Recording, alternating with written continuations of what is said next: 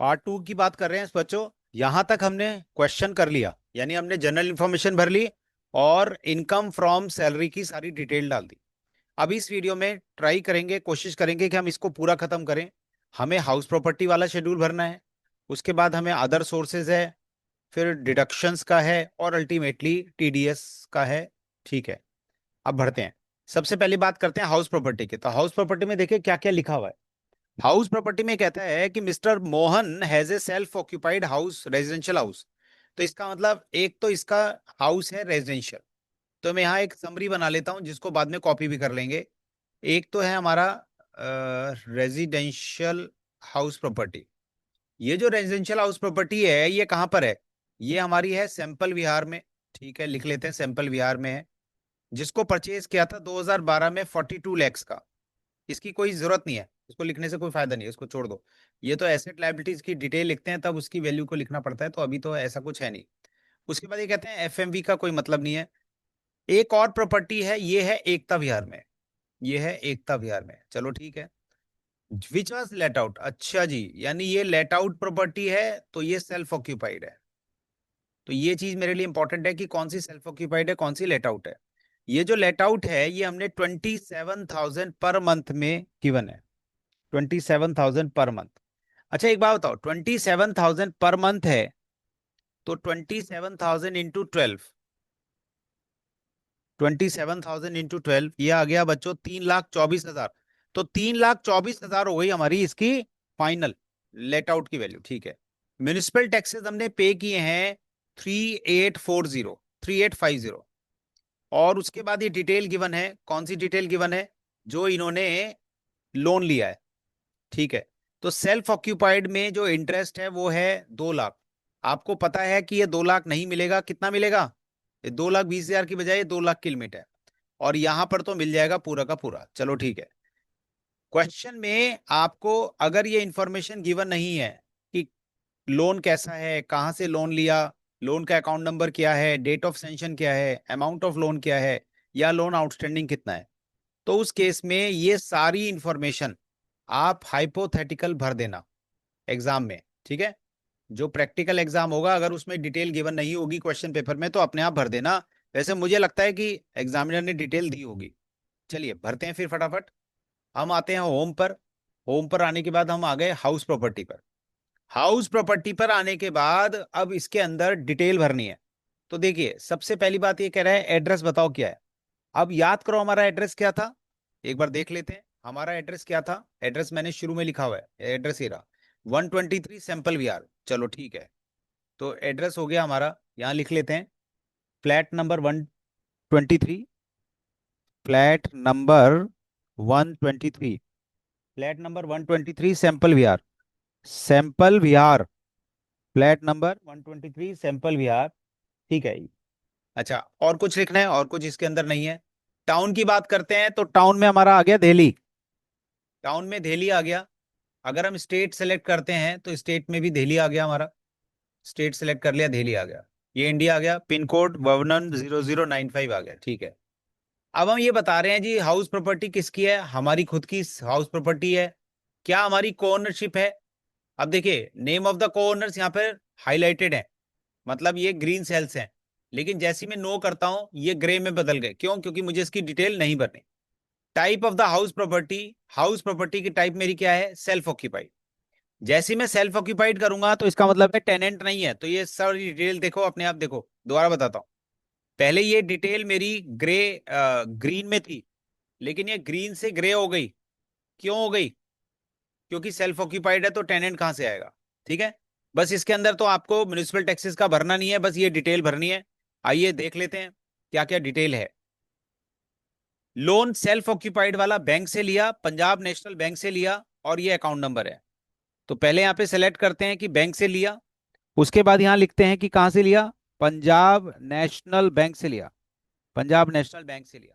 ठीक है, उसके बाद हमें यहाँ पर लिखना पड़ेगा कि हमारी इसका अकाउंट नंबर, लोन का नंबर क्या है। तो लोन का नंबर है, लोन का नंबर क्या है? 123456। अच्छा ठीक है, तो 1234 है, हो जाएगा। और ये 12,5,12। ठीक है, तो लोन का अकाउंट नंबर लिख देते हैं 456789 और ये डेट है 12/5/2012। ये जो आप है यहाँ पे स्लैश डाल के लिखना, डैश डाल के लिखोगे तो काम चलेगा नहीं। लोन हमने कितने का लिया था भाई? 42 का लोन लिया था, 22 का अभी भी पेंडिंग है। तो यहां मैं लिख देता हूं 42 का लोन लिया था, 22 का अभी भी पेंडिंग है। और इंटरेस्ट जो एक्चुअल है वो लिख देते हैं 220। वो बात अलग है कि ये 220 नहीं मिलेगा हमें। तो देखिए, ये 220 नहीं मिला, ये कितना मिला हमें? ये ऑटोमेटिकली यहाँ पे 2 लाख आया, क्योंकि इससे ज्यादा एक्सीड नहीं हो सकता। चलो ये काम तो खत्म हो गया हमारा। ठीक है, अब आइए सेकंड प्रॉपर्टी पे आते हैं। सेकंड प्रॉपर्टी कौन सी है? ये एकता विहार वाली प्रॉपर्टी है। एकता विहार वाली प्रॉपर्टी देखो कहाँ है, इसका एड्रेस दिया हुआ है हाउस नंबर 44 गली नंबर 19। ठीक है, तो यहाँ इसका एड्रेस लिख लेते हैं। एड्रेस क्या है? हाउस नंबर 44 और गली नंबर 19। ठीक है, और एकता विहार, एकता विहार। चलो ठीक है। उसके बाद वो कहता है जी टाउन क्या है? तो भैया टाउन तो दिल्ली है हमारा। ठीक है, और स्टेट क्या है? स्टेट भी हमारी दिल्ली है। दिल्ली के केस में फायदा है, दोनों चीजें दिल्ली हैं। चलो, कंट्री हमारी इंडिया हो ही गई। और पिन मैंने लिख दिया 110095, अपने तरीके से लिख दिया।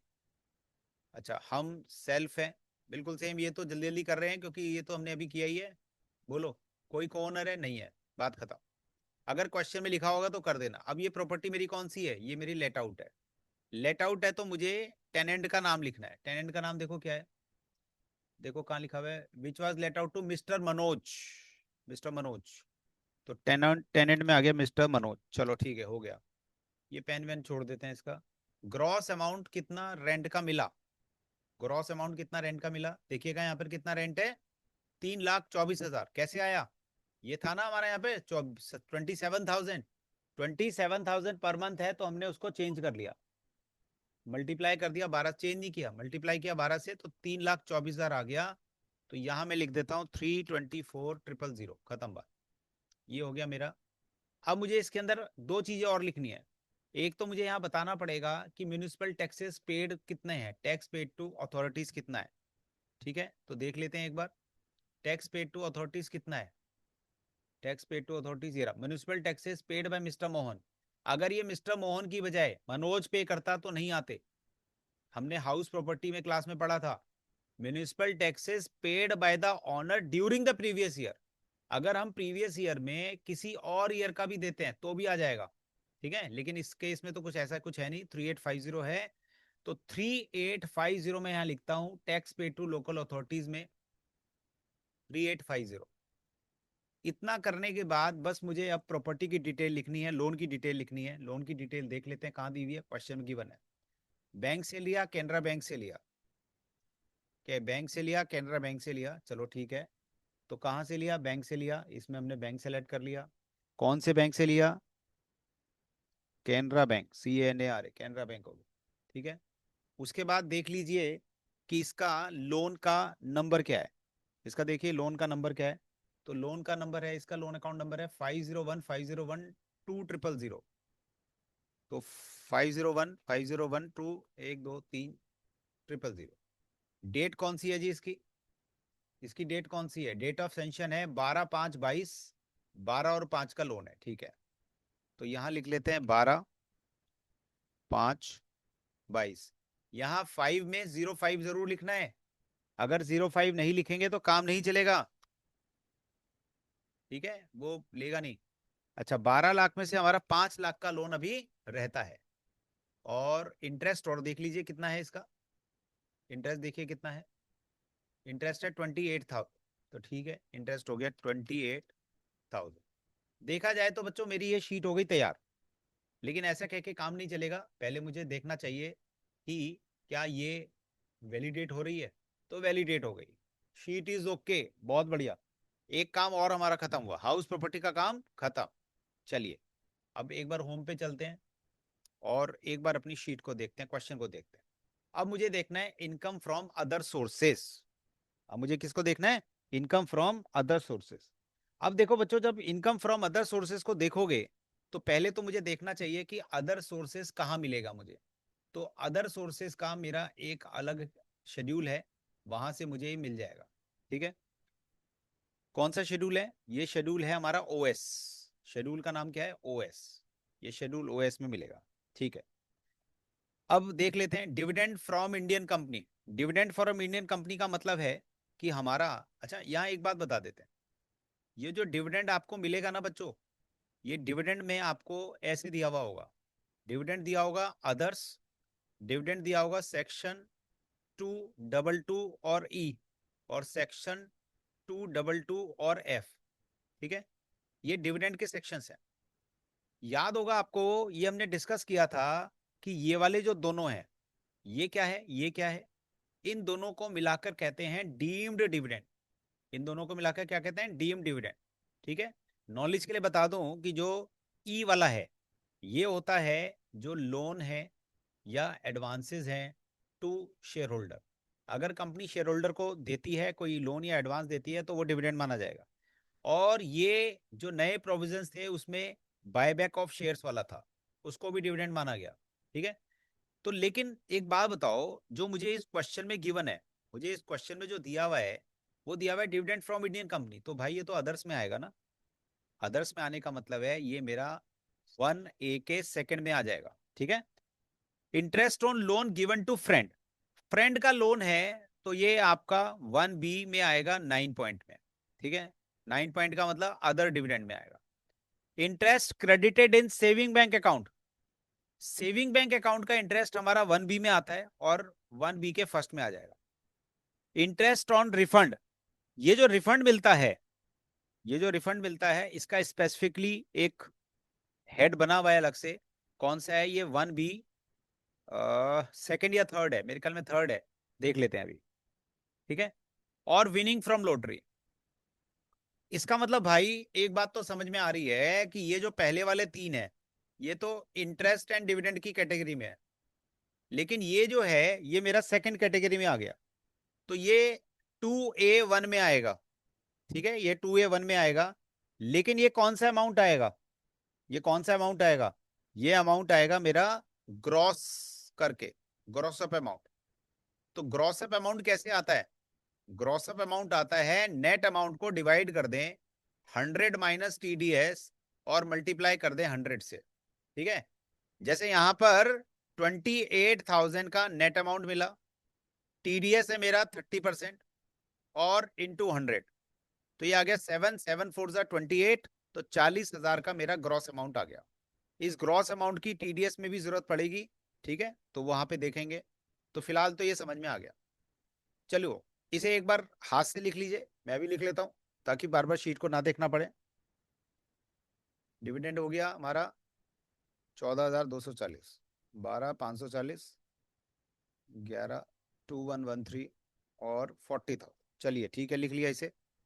अब शीट में चलते हैं। हमें शीट में चलना है, हमें ओएस में जाना है, अदर सोर्सेज में जाना है। अदर सोर्सेज में आ गए, बहुत ज्यादा काम नहीं है इसमें बच्चों। अदर सोर्सेज में, अदर सोर्सेज में डिविडेंड में, अब देखिए डिविडेंड तीन टाइप के हैं ना। एक तो डिविडेंड है 222E वाला, यानी वो जो लोन देते हैं। एफ वाला मतलब जो बायबैक वाला है, लेकिन ये ना तो ये है ना बायबैक वाला है, तो इसका मतलब ये तो हमारा इसमें आ जाएगा। किस में आएगा ये? डिविडेंड इनकम ए। चलो, कितना है ये? कितना है ये? 14240, 14240। ठीक है, 14240। उसके बाद 1B9 में लोन फ्रेंड वाला है 12,540, तो 1B9 में ये आ गया, 1B9 में 12,340। एक बार अमाउंट टैली कर लो, 12,540, 12,540, 12,540 दोबारा लिख दिया। ठीक है, तीसरा देखो, तीसरा 1B1 में है सेविंग बैंक वाला 11,158, 11,158 यहां आ गया, 11,158, 11,158 आ गया। ठीक है जी, उसके बाद रिफंड हो रहा है, तो रिफंड वाला हमारा आता है इनकम टैक्स रिफंड। यहाँ पर अमाउंट देख लेते हैं एक बार कितना है। इनकम टैक्स का रिफंड आया है 2,113। ठीक है, 2113 का रिफंड आ गया। ठीक है, ये चारों चीजें मेरी आ गई। अब मुझे लेना है कौन सा, विनिंग फ्रॉम लॉटरी। ये जो विनिंग फ्रॉम लॉटरी है ना, ये सेकंड कैटेगरी में आएगा। ये वो वाले इनकम्स हैं जो स्पेशल रेट से चार्ज है। विनिंग फ्रॉम लॉटरी, ये तो मेरी कैजुअल इनकम है। ठीक है, तो यहाँ 40,000 का अमाउंट है, 40,000 लिख दिया। अब देखिए, जैसे आप 40,000 यहाँ लिखेंगे, ठीक है, तो वैसे ही एक अलर्ट आता है। अलर्ट क्या कह रहा है, ये कह रहा है कि अगर आपको बेनिफिट लेना है 234C वाला, 234C वाला बेनिफिट का मतलब क्या है देखो, 234C में interest is levied on taxpayers who defer or underpay their advance tax instalment. ठीक है, and the rate is at the rate of 1% per month और पार्ट ऑफ द मंथ। तो यानी मुझे, अगर मैं यहां लिख दूं टेबल 10 में, नीचे टेबल 10 में लिख दूं कि मुझे कम मिला, तो मेरा काम बन जाएगा। ठीक है, तो आइए मैं नीचे आता हूं, और यहां टेबल 10 में इन्होंने लिखा हुआ है 40,000, लेकिन ये डेट मुझे देखनी पड़ेगी। डेट मेरी है 17/10/24। 17/10/24 का मतलब है कि ये मेरा इस पीरियड में आता है, 16/9 से 15/12। तो मैं इसको यहां से तो करता हूं डिलीट, यहां से तो मैं इसके करता हूं डिलीट, और यहां पर लिख देता हूं 40,000, ताकि मेरा अकॉर्डिंगली इंटरेस्ट की कंप्यूटेशन हो जाए। ठीक है जी, मेरा ये काम खत्म हो गया। और काम खत्म होने का मतलब है कि इसको थोड़ा छोटा करें और हम इसे वैलिडेट करके देखते हैं। वैलिडेशन का मुझे नजर नहीं आ रहा, तो इसका अंदर और छोटा करना चाहिए। कहाँ गया वैलिडेशन का भाई, और छोटा कर लेते हैं भाई। अच्छा, ये रहा, देखो कितना छोटा सा है, वैलिडेट किया। ये कह रहे हैं जी शीट ओके है। इसका मतलब बच्चों, मेरा ये अदर सोर्सेज वाला काम भी खत्म हो गया। ठीक है, एक बार देख लेते हैं हमने क्या क्या कर लिया। अच्छा, एक बार पहले यहाँ से होम पे चलते हैं। अब देखिए, मेरा ये इनकम फ्रॉम अदर सोर्सेज हो गया। अब तो मुझे बाकी चीजों का देखना है। ठीक है, इन्वेस्टमेंट का देखना है। देखो, ये जो आपको इन्वेस्टमेंट है या एक्सपेंडिचर है, क्योंकि हम ओल्ड रिजीम में चल रहे हैं तो हमें डिडक्शन मिल जाएंगे। ठीक है, एक बात याद रखना, हमारा जो डिडक्शन का है उसमें थोड़ा सा चेंज आया है। हमारे डिडक्शंस में इन्होंने इस साल से, इस असेसमेंट ईयर से, 80D का तो खैर पहले से था, 80D का शेड्यूल है अलग से। ठीक है, वैसे तो ये चैप्टर 6 में डिडक्शन मिलती हैं, लेकिन 80D का, 80C का आपको अलग मिलेगा। अच्छा, वो जो इंटरेस्ट होता है कौन सा, loan taken for higher education 80E, फिर 80EE, फिर 80EE, और एक वो जो व्हीकल वाला होता है कौन सा है, इलेक्ट्रिक व्हीकल वाला EEB, ये सब भी अलग शेड्यूल में आते हैं। इन सब का भी अलग शेड्यूल है। तो ये मुझे देखना पड़ेगा कि मेरे अलग अलग शेड्यूल वाले कौन से हैं। ठीक है, हालांकि अगर आप 80G लेते हैं, इस क्वेश्चन में तो नहीं है, 80U पर परमानेंट डिसेबिलिटी वाला, इन सब के अलग अलग शेड्यूल है। ठीक है, तो ये शेड्यूल मुझे इसी नाम से मिलेंगे। मेरी बात समझ में आ रही है, लेकिन मुझे अल्टीमेटली एक शेड्यूल में जाना पड़ेगा, जो है शेड्यूल 6A। भाई चैप्टर 6A में तो डिडक्शन मिलती है, तो ये जो चैप्टर 6A है उसमें ये वाली सारी डिडक्शन ऑटोमेटिकली आ जाएंगी। ठीक है, यानी ऑटो कैलकुलेटेड, ऑटो रेफरेंस आ जाएगी, ये वहीं से आ जाएगी शेड्यूल से। ठीक है, ये कैसे पता लगेगा, ये कैसे पता लगेगा, ये आपकी ब्लू सेल्स होंगी, ब्लू सेल होंगी, ग्रीन सेल होंगी, ब्लू होंगी।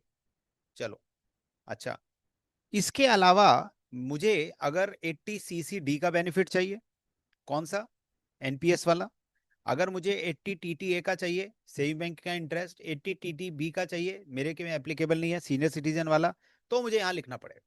ठीक है, तो देखते हैं, पहले पहले देखा जाए कि इसके अंदर कौन कौन से मिलेंगे। तो पहले मेडिक्लेम का देख लेते हैं। मेडिक्लेम बच्चों कौन सा सेक्शन होता है, मेडिक्लेम आपको मिलेगा 80D में बेनिफिट। ठीक है, deductions claim under 80C, 80C वाला है ये, तो 80C का अलग शेड्यूल है, इसको भी करना पड़ेगा।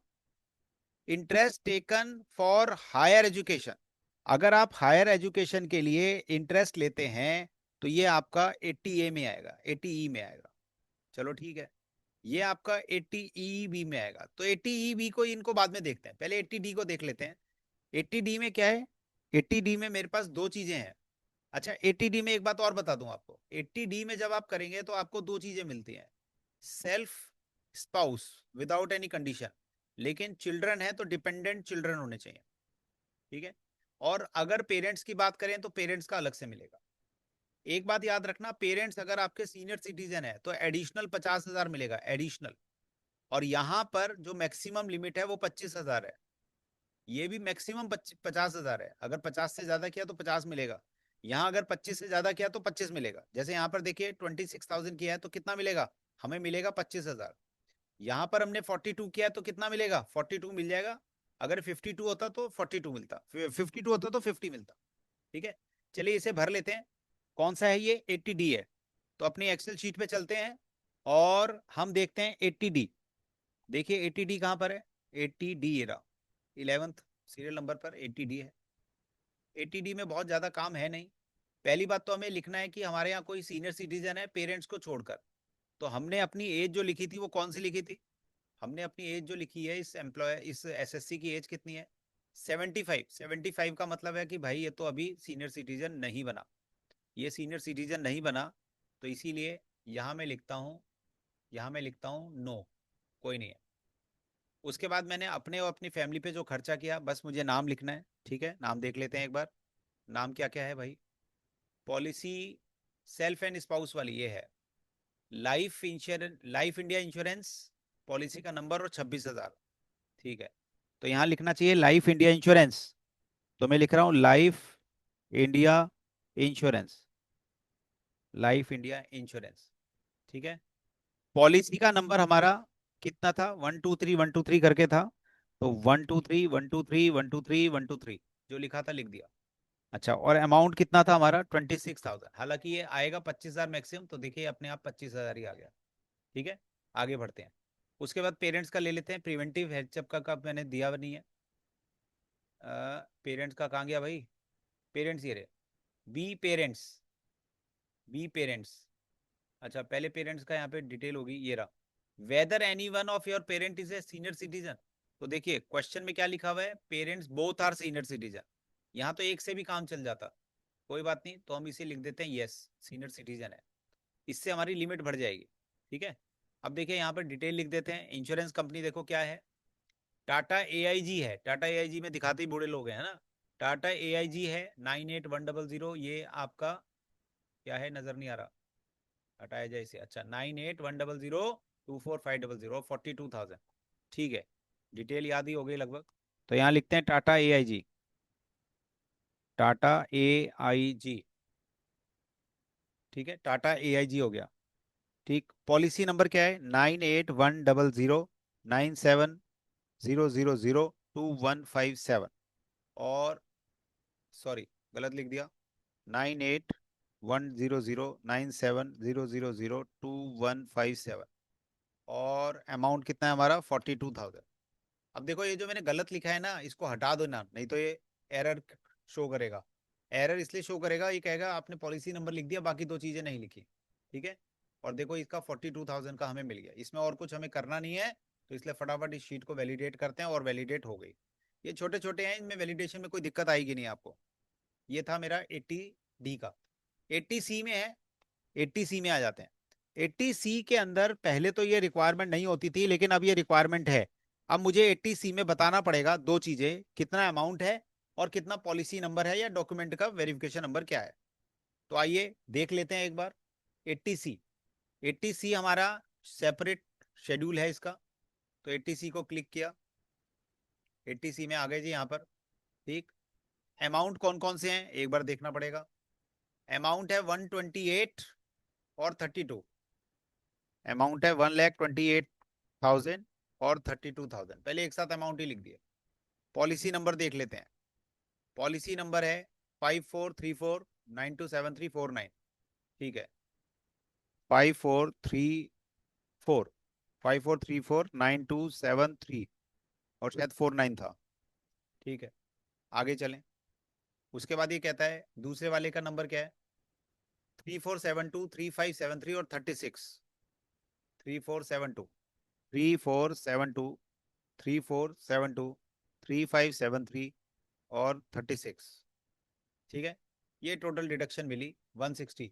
अब 160 जरूर है, लेकिन ये मिलेगी हमें कितनी, 150, ये कह रहे जी ओके है, बहुत बढ़िया। और वापस होम पे चलते हैं और अपनी शीट पर आ जाते हैं। ये दोनों मेरे हो गए। अब देखो बच्चों, ये इलेक्ट्रिक व्हीकल वाला है। यहाँ मैं आपको एक नॉलेज के लिए एक बात बता दूं। मैं एक बात बता दूं बच्चों की, ये जो मेरा शेड्यूल है ना 80E वाला, इसमें चार चीजें आती हैं। 80E आता है, 80EE आता है, 80EE आएगा और 80EE आएगा। चार चीजें हैं बच्चों इसके अंदर। 80E वाला जो है, ये मेरा किसका है? ये है interest on loan taker for higher education. ठीक है। ये कौन सा है? ये रेजिडेंशियल हाउस प्रॉपर्टी के लिए है। Residential house property. ये भी सर्टेन हाउस प्रॉपर्टी है। अभी बताता हूँ क्या है। और ये इलेक्ट्रिक व्हीकल वाला है। Electric vehicle. अच्छा, एक बात और समझ लो, यहाँ पर एक बात और समझो कि मुझे किसमें कौन क्या कोई लिमिट है या नहीं है। तो देखिए, अगर आप इंटरेस्ट ऑन लोन लेते हैं हायर एजुकेशन के लिए, तो इसमें नो लिमिट, कोई लिमिट नहीं है। ठीक है। यहाँ आपको कितना मिलेगा? यहाँ आपको मिलता है मेरे ख्याल में 50,000 पर पर्सन मिलता है। 50,000 पर रेजिडेंशियल हाउस। ठीक है। और ये जो 50,000 है, ये 2 लाख की डिडक्शन के ऊपर है, जो 24B में मिलती है ना, उससे ऊपर है। ये कौन सा है? 80EE वाला है, जो फर्स्ट टाइम वाले हैं। फर्स्ट टाइम वाले हैं। ठीक है। और इसके अंदर मेरे ख्याल में 1.5 लाख है। 1.5 लाख है। चलो, व्हीकल वाले में क्या है? व्हीकल वाले में 1.5 लाख है, इसमें भी 1.5 लाख है। अच्छा, मुझे ना इन दोनों की कोई बात नहीं करनी वैसे कायदे में। मुझे कायदे में इन दोनों की बात नहीं करनी। किन दोनों की बात नहीं करनी? मैं इन दोनों की कोई बात नहीं कर रहा, क्योंकि मेरे क्वेश्चन में है नहीं। ये तो मैंने वैसे नॉलेज के लिए बता दिया, इन दोनों की कोई बात नहीं करते। यानी बात हम करेंगे 80E की। 80E वाला कौन सा है? 32,000 है, अब बिल्कुल अलाउड है। और ये 80EE वाला, ये भी अलाउड है। अच्छा, ये इसकी डिटेल गिवन है। पहले नहीं होता था, इस साल से डिटेल भी गिवन है। आपको एग्जाम में दी भी होगी, नहीं दी होगी तो आप अपने तरीके से भर देना। बिना भरे काम नहीं चलेगा। ठीक है। तो चलो आओ, 80E वाला ढूंढते हैं कि 80E वाला कहाँ पर है। देखिए, 80E वाला कहाँ है? ये मिल गया आपको, सीरियल नंबर 15 पे मिल गया। ठीक है। इसके अंदर जितने शेड्यूल हैं, उन सबका वैलिडेशन एक साथ होगा। ये कौन सा है? Higher education. हायर एजुकेशन हमारा था, हमने कहाँ से लिया? बैंक से लिया। हमने हायर एजुकेशन वाला कहाँ से लिया? बैंक से लिया, HDFC से लिया। और 54,300, ठीक है, और 24,500, चलो ठीक है। तो हमने कहाँ से लिया? HDFC बैंक से लिया। HDFC bank. HDFC बैंक आ गया। लोन का अकाउंट नंबर हमारा था 54,300,643,000। ठीक है। लोन की डेट कौन सी थी भैया? लोन की डेट है 24/5/22। 24/05 आएगा, 2022। लोन कितने का था? देख लेते हैं। हमारा लोन था 15 लाख का, 7 लाख का पेंडिंग है और 32,000। ठीक है। लोन था 15 लाख का, 7 लाख का अमाउंट पेंडिंग है। और इंटरेस्ट कितना है? इंटरेस्ट कितना था? इंटरेस्ट था 32,000। चलो, ये हो गया। अच्छा, एक काम करते हैं, 80E को ना हाथ के हाथ वैलिडेट भी कर लो। तो ये कह रहे हैं हो गया जी शीट। चलो ठीक है। अब हमारा कौन सा था? 80EE वाला था। 80EE में ये तो बैंक से लिया होगा हमने लोन। चलो, कौन से बैंक से लिया एक बार देख लेते हैं। इस बार हमने एक्सिस बैंक से लिया। 345,319, 34319 और 5411। ठीक है, इसको लिख लेते हैं। तो ये हमने कौन से बैंक से लिया? एक्सिस बैंक से लिया। सारे बैंकों से काम कर रखे हैं हमने। Axis bank. चलो जी, लोन का अकाउंट नंबर क्या है? लोन का अकाउंट नंबर था 34319, 54,319। ठीक है। लोन हमने कब लिया? लोन हमने लिया 15/2, 15/2/2023 को लोन लिया। 15/2/2023 को लोन लिया। देख लेते हैं एक बार। 15/2/2023। अब 4 का लोन लिया था, एक भी इसका पेंडिंग है, 13,200। ठीक है। कितने का लोन लिया था? 4 का लोन लिया था, 120 पेंडिंग है। 120 पेंडिंग है। अच्छा, और लोन है हमारा, इंटरेस्ट है हमारा 13,200। अब यहाँ पे ना व्हीकल नंबर और है, तो व्हीकल नंबर भैया दे दो मुझे। तो व्हीकल नंबर लिखा हुआ है DLC 2134। DLC 2134। DLC2134 और आगे क्या था, C। ठीक है, चलो ये मेरा काम खत्म हो गया, एक बार वैलिडेट करके देख लेते हैं। चलो बहुत बढ़िया, थैंक गॉड, ये भी काम हो गया हमारा। शेड्यूल 80 डबल ई भी इज ओके। ओके है तो बहुत अच्छा जी, चलो होम पर चलें। होम पर चलें और अब हम अपना ये भी देख लेते हैं, ये भी काम भी हो गया। उसके बाद ये कह रहा है एक और है, इन्वेस्टमेंट इन एनपीएस। अब सुनो, इन्वेस्टमेंट इन एपीएस किस पर होती है, याद रखना, बहुत इंपॉर्टेंट है ये जो है ये आपको सीधा शेड्यूल 6A में मिलेगा। मतलब इसका कोई सेपरेट शेड्यूल नहीं है, वहीं पे लिखना है। और वहां पर ये कौन से सेक्शन में आएगा, वहां पर ये कौन से सेक्शन में आएगा, तो ये आ जाएगा 80 CCD 1B में आ जाएगा। ठीक है, लेकिन एक प्रॉब्लम है, मैक्सिमम 50,000 मिल सकती है, इसने 65 दी है। एक काम तो ये है। अच्छा एक बात और नॉलेज के लिए बताता हूँ, जैसे ही आप एनपीएस को लेंगे ना, वैसे ही वो आपसे पूछेगा कि आपका प्रैन नंबर क्या है। आपका प्रैन नंबर क्या है। क्या आपको पता है पीआरएएन का मतलब क्या होता है। पीआरएन का मतलब होता है permanent retirement, permanent retirement account number. In fact ये 12 डिजिट का नंबर होता है बच्चों। ठीक है, और it is issued to tax payer who enroll in NPS. ये परमानेंट है, परमानेंट नेचर का है, मतलब आप अगर जॉब भी छोड़ते हैं तो भी ये सेम रहेगा। तो चलो आ जाते हैं शेड्यूल 6A में, आ जाते हैं। शेड्यूल 6A ढूंढते हैं कि कहां पर है हमारा। तो पहले एक्सेल शीट में चलते हैं। एक्सेल शीट में शेड्यूल 6A ये मिल गया, शेड्यूल 6A। शेड्यूल 6A खोला। अब देखो जो डिडक्शन मैंने 80C में ली थी वो सब इसके अंदर आनी चाहिए। तो आप देखिए अपने आप आई हुई है, ब्लू कलर से आई हुई है, डिडक्शन 80C की आई हुई है, यहाँ मैं चेंज नहीं कर सकता। ये जितने भी ग्रीन सेल हैं उसमें चेंज कर सकते हैं। तो मुझे ग्रीन सेल में यहाँ मिल गया, जो मैंने अमाउंट दिया था 65,000। मैं यहाँ कितना भी लिखूं लेकिन सिस्टम मेरा 50,000 से ऊपर नहीं लेगा, तो देखिए सिस्टम ने 50,000 ले लिया। ठीक है। अच्छा एक बात देखिए, मैं एक बार इसको हटाता हूं पहले। जब मैंने इसको हटाया तो प्रैन नंबर की कोई बात नहीं कर रहा, लेकिन जैसे ही मैंने यहाँ पे 65,000 लिया तो यानी मैंने एनपीएस में अकाउंट ओपन किया हुआ है। तो कह रहे हैं भाई साहब अपना आप प्रैन नंबर बता दो। ठीक है, प्रैन नंबर देख लेते हैं, क्वेश्चन में गिवन होगा। क्वेश्चन में प्रैन नंबर गिवन है 10 1 2 3 4 5 6 7 8 9 0। अच्छा 10 और फिर 1 से 0 तक, चलो ठीक है। 10 1 2 3 4 5 6 7 8 9 और 0, ये सारे ना फिक्टिशियस नंबर हैं बच्चों, ये मतलब हाइपोथेटिकल है मामला। अच्छा अब मेरे ख्याल में सारा हो गया हमारा, या और कोई डिडक्शन रह गई, देख लेते हैं एक बार। हमारी कोई डिडक्शन नहीं रही। ठीक है, अच्छा लेकिन याद आया, याद आया, याद आया, हमारी interest credited to saving bank 11,528 का ये भी तो है भाई। तो ये 80 TTA में मिलेगा। 80 TTA में मैंने यहाँ लिखा 11,528, लेकिन मिलेगा कितना, मैक्सिमम 10,000। तो देखो सिस्टम ने 10,000 ले लिया। इसको वैलिडेट किया जाए, शीट वैलिडेट हो गई, ओके है, होम पर आ गए। ठीक है जी, यहां तक हो गया मेरा डिडक्शंस और इन्वेस्टमेंट वाला काम हो गया खत्म। ठीक है, अब मुझे क्या करना है, अब मुझे टीडीएस का देखना है और एडवांस टैक्स वगैरह का देखना है। अब मुझे टीडीएस का देखना है और एडवांस टैक्स वगैरह का देखना है। तो चलो देख लेते हैं, टीडीएस और एडवांस टैक्स का देख लेते हैं।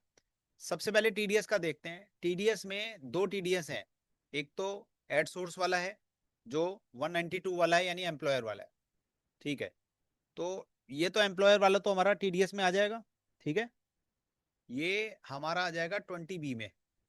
ठीक है, और ये जो टीडीएस है कौन से वाला, जो अमाउंट लिखा हुआ नहीं है, लेकिन टीडीएस कितना हुआ था, 40,000 का 70% हुआ था, 728, यानी 28,000 का, नहीं 30% हुआ होगा, सॉरी 30% हुआ होगा ना, 40% क्यों हुआ होगा, 30%। तो 40,000 का 30% हुआ बच्चों, तो 12,000 का टीडीएस हुआ। ठीक है, 12,000 का टीडीएस हुआ। चलो ठीक है, अब आपको 1252, 1252, ठीक है। तो चलिए आइए टीडीएस में चलते हैं। टीडीएस वाला सीरियल नंबर 34 में देखो जरा कहां पर है। सीरियल नंबर 34 है, ये रहा टीडीएस। टीडीएस में आ गए। चलो ठीक है, अभी हमने कुछ लिखा ही नहीं, वो कह रहा है 10 नंबर ध्यान से भर देना। अरे भरेंगे भाई, 10 नंबर। 10 नंबर हमारा वही है जो पहले हमारा था एम्प्लॉयर का, यहां दोबारा लिखा है DELA 1 to 5 और L। ठीक है, तो DELA 1 2 3 4 5 और L, ये हो गया हमारा। गलत तो नहीं है? Enter a valid, enter a valid, ऐसा क्यों हुआ भाई? Enter a valid 10 number must be of 10 character. 10 character नहीं हुए इसके? 10 करेक्टर क्यों नहीं हुए भाई? दोबारा देखते हैं क्या था वहां पे। DELA और एक, अच्छा शायद 1 से 5 तक ना लिखा हो, तो चलो देख लेते हैं। DELA 1 2 3 4 5 और L।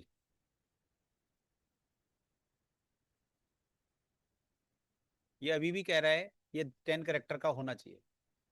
तो मैं बताता हूं आपको क्या प्रॉब्लम है। प्रॉब्लम ये हो सकती है, एक बार देख लेते हैं कि जो हमने सैलरी का शेड्यूल बनाया था ना बच्चों, वहां हो सकता है हमने एल की बजाय कुछ और लिखा हो। एक बार देख लेते हैं।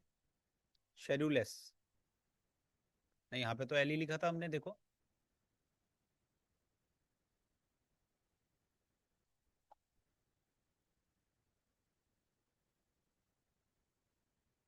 होम, TDS,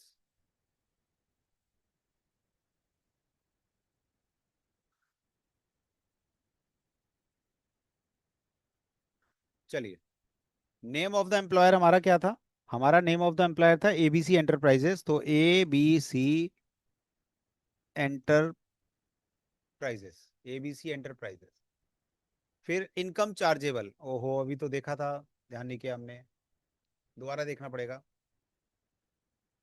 हमारा शेड्यूल एस में सैलरी कितनी थी, ये पहले लिख के रख लिया करो। 65 67, 65 67 397। ठीक है, 65 67 397, 65 67 397। और टैक्स हमारा कितना डिडक्ट हुआ है भाई? 1252, 1252। तो टैक्स हो गया हमारा 1252। चलो ठीक है, ये काम हो गया। क्या हमारा TDS और भी कोई है? बिल्कुल, एक और है TDS। कौन से वाला है? ये वाला है। अब देखो ये TDS कौन से वाला है? ये TDS हमारा है पैन नंबर। पैन नंबर ढूंढो जरा, यहाँ पे लिखा हुआ है, लिखा हुआ है ABCDE 1 2 3 4 F, ABCDE 1 2 3 4 F, ABCDE 1 2 3 4 और F। ठीक है, आधार नंबर की जरूरत नहीं है। उसके बाद सेक्शन कौन सा है? 194B होना चाहिए, वैसे देख लेते हैं एक बार 194B है या नहीं है। 194B है, चलो ठीक है। उसके बाद ये कह रहा है कि अनक्लेम्ड था, अनक्लेम्ड वाली बात नहीं कर रहे हम, अनक्लेम्ड वाला कोई बात नहीं है, ज्यादा आगे चले गए। अनक्लेम नहीं है। TDS of the current year, TDS of the current year column 7। तो TDS था हमारा 12,000 का, 12,000 लिख लिया। हम अपने हाथ में कितना लेना चाहते हैं? 12,000 का ही क्लेम करेंगे। ठीक है, claimed in the hand of spouse. Spouse से कोई मतलब नहीं है, ओ मतलब सॉरी, स्पाउस का मतलब यहाँ पे स्पाउस से मतलब नहीं है, वैसे तो मतलब होगा। ठीक है, और क्या है? और मुझे ग्रॉस अमाउंट बताना चाहिए मेरा कितना है। तो ग्रॉस अमाउंट मेरा कितना है? ग्रॉस अमाउंट था शायद 40,000, 40,000। और मैंने कौन से हेड में इस इनकम को लिया? मैंने अदर सोर्सेज में लिया। ठीक है, कैरी फॉरवर्ड कुछ मेरा हो नहीं रहा। तो देखा जाए तो मेरा काम खत्म हो गया इसका। वैलिडेट करके देख लेते हैं, और ये शीट वैलिडेट हो गई। ठीक है, तो हम होम पर चलते हैं वापस, और वापस अपने क्वेश्चन पे चलते हैं। बस अब मेरा ये काम रह गया, TDS का रह गया। ठीक नहीं, TDS नहीं, टैक्स पेड का रह गया। यहाँ टैक्स पेड में देखिए दो अलग अलग डेट गिवन है। मैं यहाँ पर नॉलेज के लिए एक बार फिर आपको बताता हूँ। मेरे दो टाइप के टैक्सेस हैं, जैसे ये है मेरा एडवांस टैक्स, एडवांस टैक्स। ठीक है,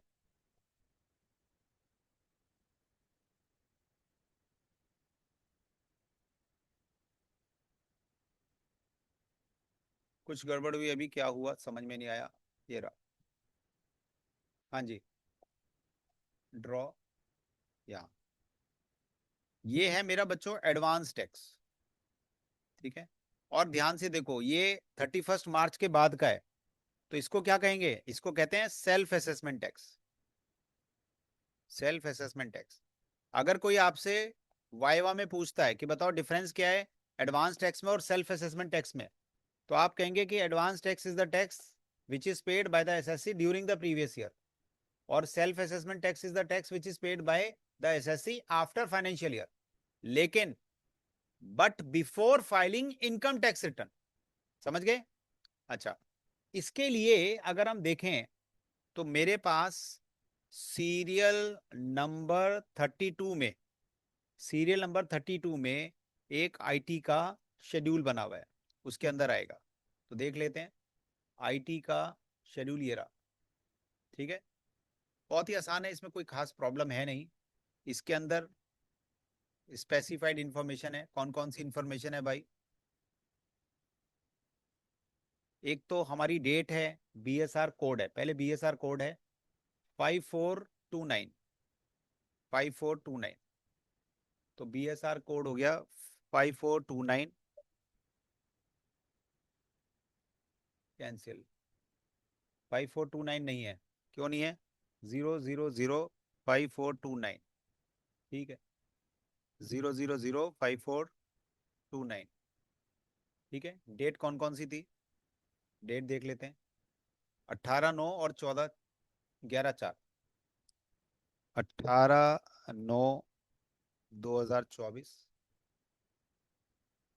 18/9 में 6 लिख दिया, 18/9/2024। ठीक है, और 11/4, 11/4/2024।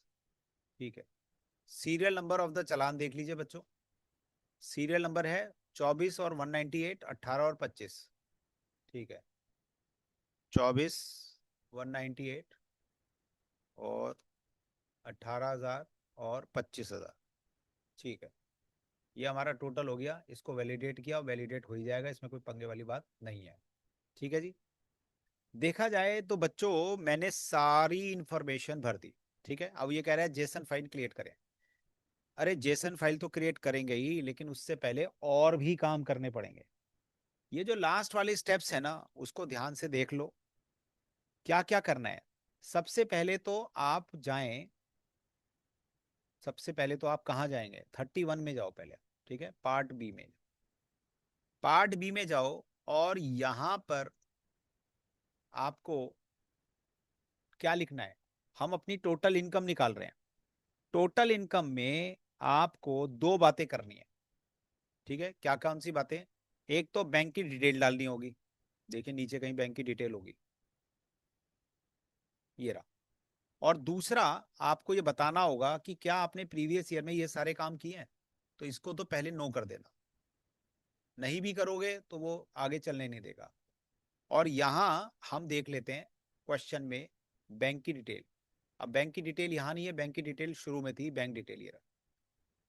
हमारा आईएफएससी कोड है PUNB 0005198। ठीक है, तो यहां लिखा PUNB 0005198। ये एक्चुअली में पंजाब नेशनल बैंक का आईएफएससी कोड है, और ये एक्चुअल लिखना पड़ेगा, क्योंकि name of the bank by default आएगा। अब देखिए मैंने यहाँ क्लिक किया, यहाँ बैंक अपने आप आ गया, मैंने नहीं लिखा, ये अपने आप आया है। ठीक है, अच्छा, अकाउंट नंबर हमारा क्या है, 5198, अकाउंट नंबर है 5198। ठीक है, और टाइप ऑफ द अकाउंट मेरा है सेम बैंक अकाउंट। अब मुझे इसमें वैसे सेलेक्ट करने की जरूरत नहीं है, एक ही अकाउंट है तो उसी पे रिफंड मैं क्लेम करूंगा। ठीक है, दूसरा काम मैंने कर दिया। इसका मतलब भैया ये काम भी मेरा हो गया, और इस शीट को भी वैलिडेट करके देखते हैं। वैलिडेट हो गई, बहुत बढ़िया, बल्ले बल्ले। ठीक है, तो यानी मैंने आपको क्या बताया, आप पॉइंट नंबर 30, सीरियल नंबर 31 में part B taxable income, part B TI को पहले देख लें, वैलिडेट कर लें। उसके बाद आप जाएं वेरिफिकेशन में। वेरिफिकेशन आपका वैसे ऑटो फिल्ड होगा, वेरिफिकेशन ऑटो फिल्ड होगा। इसमें दो काम आपको करने पड़ेंगे। एक तो आपको फादर्स नेम लिखना पड़ेगा, फादर्स नेम भूल गया, देख लेते हैं, प्रदीप शर्मा। फादर्स नेम है प्रदीप शर्मा, तो यहां पर फादर्स नेम लिख देते हैं प्रदीप शर्मा। प्रदीप शर्मा, ठीक है। और एक काम मुझे ये करना पड़ेगा कि ये रिटर्न में कैसे भर रहा हूं, तो मैंने अपने आप भरा और वैलिडेट कर दिया, और ये वैलिडेट हो गई और आ गए होम पर। ठीक है, ये काम भी हो गया। बस अब 2 मिनट का काम हो रहा है। उसके बाद दोबारा से सीरियल नंबर 31 पे जाएं। ठीक है, और मुझे तो लगता है एक बार और वैलिडेट कर दो इसे, ताकि कोई गड़बड़ हो तो पता लग जाए। वैलिडेट हो गया, कोई दिक्कत नहीं है। उसके बाद टैक्स कैलकुलेट करें। अब ध्यान से देखिएगा, मैंने कहाँ गया, टैक्स कैलकुलेट। टैक्स कैलकुलेट किया। अब ये पूरी शीट में अपने आप सर्च करेगा, ऑटो कैलकुलेट करेगा। ये सब क्यों हो रहा है? जब तक ये कैलकुलेट कर रहा है, एक बात बताएं, ये सब अपने आप कैसे हो रहा है? ये मैक्रोज की वजह से हो रहा है, जिसको हमने इनेबल किया था। अगर ये नहीं करेंगे तो नहीं होगा। ठीक है, अगर आप टैक्स कैलकुलेट देखें तो इसने जो टैक्स कैलकुलेट किया है, उसके अंदर इसने इंटरेस्ट और फी लगाई है। देखो क्यों लगाई है, क्योंकि हमने लेट किया था। ठीक है, कोई बात नहीं, इससे मुझे कोई मतलब नहीं है। और ये हमारा टोटल काम हो गया। तो कायदे में तो मेरा सारा काम हो गया, लेकिन मुझे अभी जेसन फाइल क्रिएट करनी है, तो मैं जनरेट जेसन कर देता हूँ। ठीक है, ये बाय डिफॉल्ट मेरी डेस्कटॉप पर सेव हो जाएगी। बाय डिफॉल्ट डेस्कटॉप पे सेव हो जाएगी। ये कह रहे जी अगर आपने कोई सेट ऑफ करना है, तो मेरा सेट ऑफ का कुछ है ही नहीं। ठीक है, मेरा सेट ऑफ का कुछ है ही नहीं। अब ये कह रहे जी जनरेट कर दें, तो सेव को करो, तो सेव किया, तो जनरेट हो गई। अब देखिए ये बता रहा है कि ये फाइल हमारी कहाँ पर आई है। फाइल सेव हुई है सी ड्राइव में, यूजर विन 10 डेस्कटॉप, यानी डेस्कटॉप पर हो गई है। और इसका नाम क्या है? इसका नाम है ITR2 ABCDE। ये ABCDE क्या है? ये ABCDE क्या है बच्चों? ये है हमारा टैक्स पेयर का नंबर। देखिए ये फाइल है मेरी, इधर ले आते हैं। आप देखिए ये फाइल है मेरी, इसको बड़ा करके दिखाता हूँ आपको मैं। ये फाइल है, ये फाइल हमारी आ गई। ठीक है,